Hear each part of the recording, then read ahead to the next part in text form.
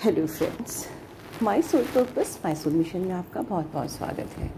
दोस्तों, एक्चुअली कल मैंने वीडियो नहीं बनाया। इनफैक्ट मेरे वीडियो बहुत कम बन रहे हैं अभी, बिकॉज़ थोड़ा सा मेरी खुद की अपनी हेल्थ अभी ठीक नहीं है। बट बीच बीच में मैं वीडियो डालती हूँ और मैं डालती रहूँगी। दोस्तों, ये वीडियो बहुत छोटा सा वीडियो बनाने वाली हूँ क्योंकि मुझे मेल्स पे आप लोगों के क्वेश्चंस आते हैं। जब मैं वीडियो नहीं बनाती हूँ तो आप लोगों के क्वेश्चंस बढ़ जाते हैं, और जो भी आपके मन में डाउट रहते हैं या जो भी आप अन्य चैनल्स पे देखते हो उसके से कनेक्टेड आप क्वेश्चंस करते हो।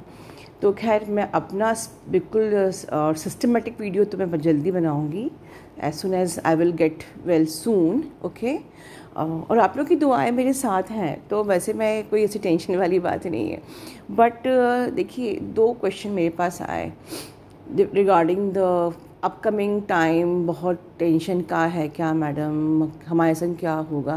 दोस्तों, इसका जवाब मैं सिर्फ इतना दूंगी कि देखिए, हर चैनल पे पता नहीं क्या क्या भविष्यवाणियाँ होती रहती हैं। आई डोंट वांट टू जज एनीवन, ठीक है।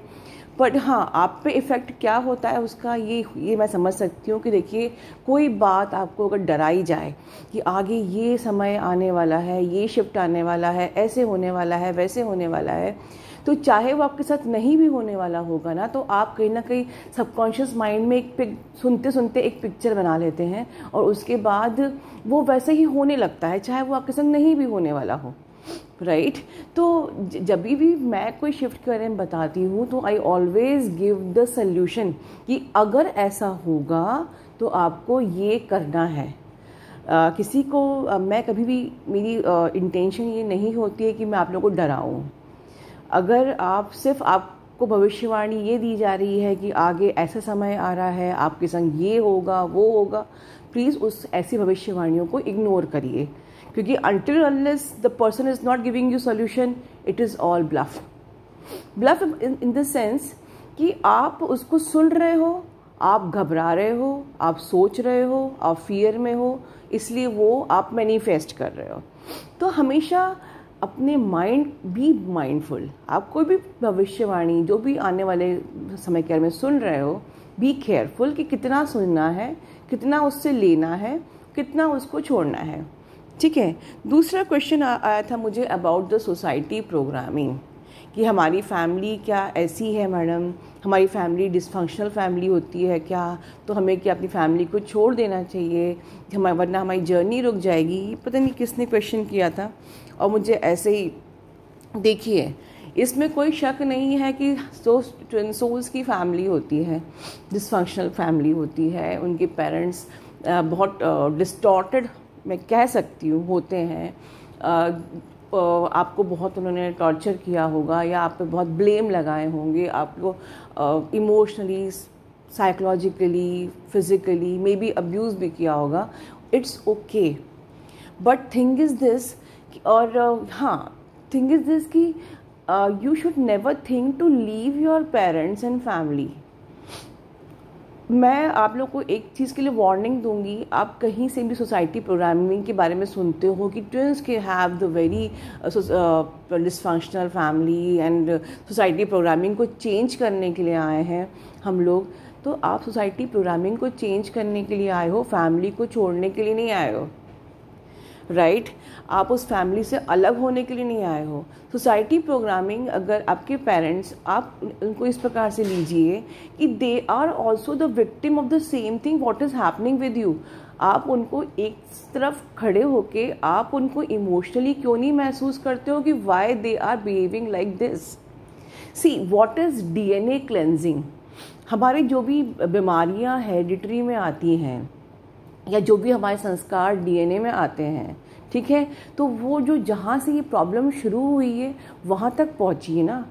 और सपोज कि आपका कोई एक पूर्वज, सपोज कोई एक लेडी है, आपकी कोई भी ग्रैंड मदर है, सपोज उनके साथ अब्यूज़ हुआ, उनके साथ टॉर्चर्स हुए, और ठीक है, क्योंकि संस्कारों के नाम पे, या कि औरतें चुप रहती हैं, औरतें या इस प्रकार से, या बच्चों को बड़ों का कहना मानना चाहिए, बच्चों को अधिकार नहीं है अपने मुंह को खोलने का, हम बड़े हैं और तुम बच्चे हो, तुम्हें हमारा हर बात मानना पड़ेगा, फॉर एग्ज़ाम्पल।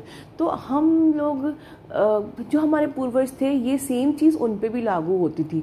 उनका भी थ्रोट चक्रा ब्लॉक्ड हुआ, उनको भी कई हार्ट चक्रा ब्लॉक्ड हुआ, और जब उनके हार्ट चक्रा ब्लॉक्ड हुए उनको कई बीमारियां, डायबिटीज़, ब्लड प्रेशर, थायराइड, कई बीमारियां उनको भी हुई, और वो भी ब्लॉक चक्रा के साथ गुजर गए, चले गए, बिना हील किए अपने वुंड को चले गए।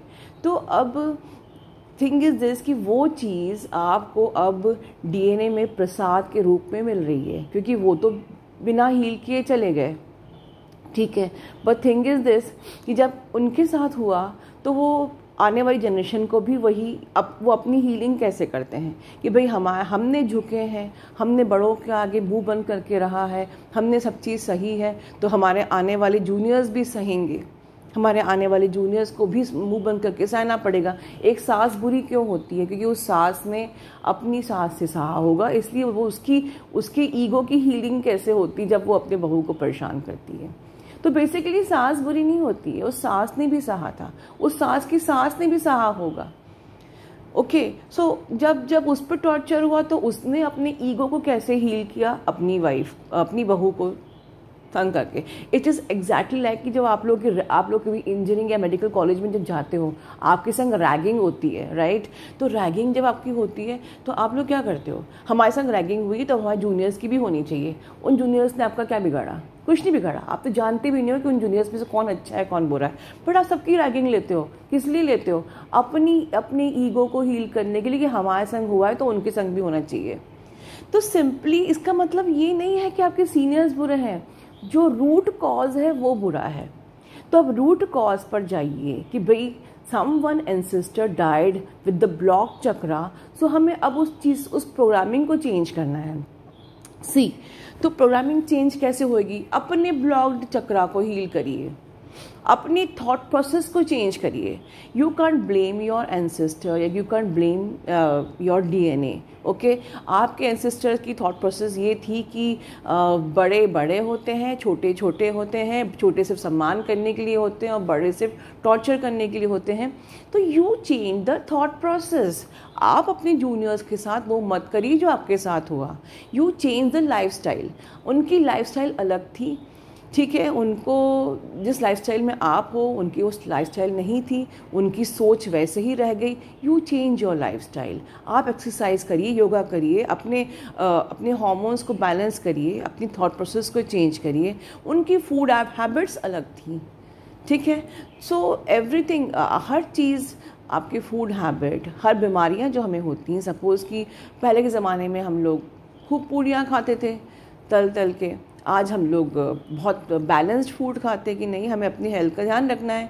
तो जिस प्रकार से बीमारियां हेरिडिटरी नहीं होती हैं, बीमारियां होती हैं डिफरेंट, क्योंकि हम लोग वही लाइफस्टाइल फॉलो कर रहे हैं हमारे सीनियर्स का, कि हमारे घर में यही संस्कार थे, हमारे घर में ऐसे ही लाइफस्टाइल थी, हमारे घर में सब लोग देर से ही सो के उठते हैं, तो आप भी देर से ही सो के उठ रहे हो। हमारे घर में तो तला भुना ही खाया जाता है, तो हम भी तला भुना ही खा रहे हैं, और फिर कल को आप कहो कि ये हेरिडिटरी है।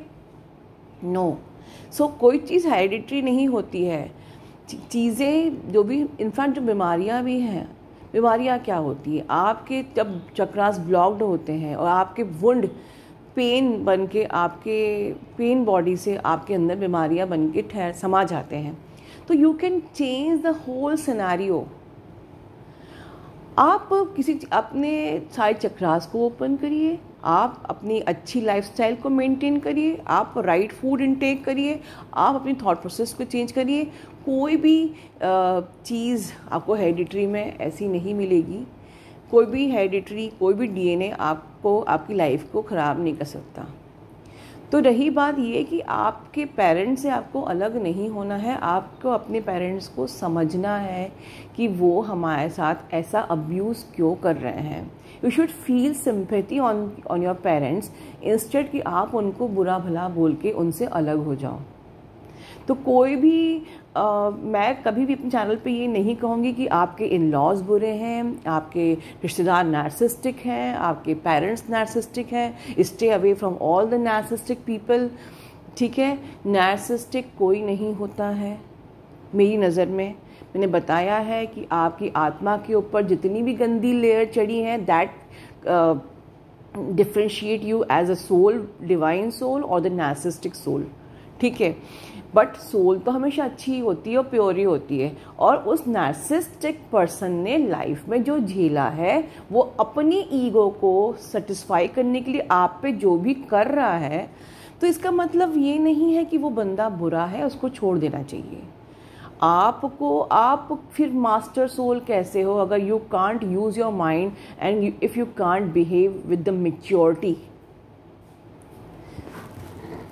सो अब तो इस वीडियो को भी यही ख़त्म करूँगी और मैं कहूँगी बी माइंडफुल, अपना दिमाग खोल के रहिए। कोई भी भविष्यवाणी चैनलिंग सुनते हैं उसको सिर्फ सुनिए कान तक, उसको अपने हार्ट तक मत लेके जाइए, उसको अपने सबकॉन्शियस माइंड तक मत लेके जाइए, ठीक है। And about your family is precious. आज वो है, कल खोने के बाद पता चलेगा आपको कि फैमिली को खोना क्या होता है। So love your family. God bless you all, love you all and take care.